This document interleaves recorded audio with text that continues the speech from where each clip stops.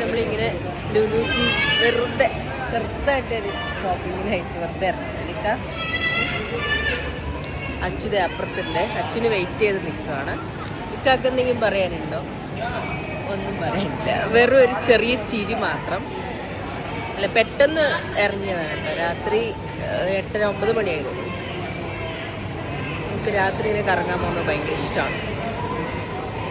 Hi Achu, Harsh, വാ കണ്ടു വാ, ഹൈപ്പർ മാർക്കറ്റിൽ പോവാം.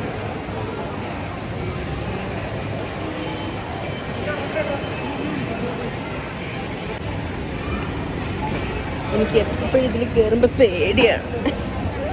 എനിക്ക് എപ്പോഴും എന്നെ കളിയാണ്. ഹലോ ലുക്കച്ചു, നമ്മളിങ്ങനെ മുകളിലേക്ക് കയറിക്കൊണ്ടിരിക്കുകയാണ്. താഴത്ത് ഇറങ്ങുമ്പോൾ നോക്കിയിരിക്കും മൂക്കും കുത്തി അവിടെ കിടക്കുന്നത്. ഹർഷാദേ ഫ്രണ്ടില് വന്ന അങ്ങനെ നമ്മൾ മുകളിലേക്ക് എത്തി.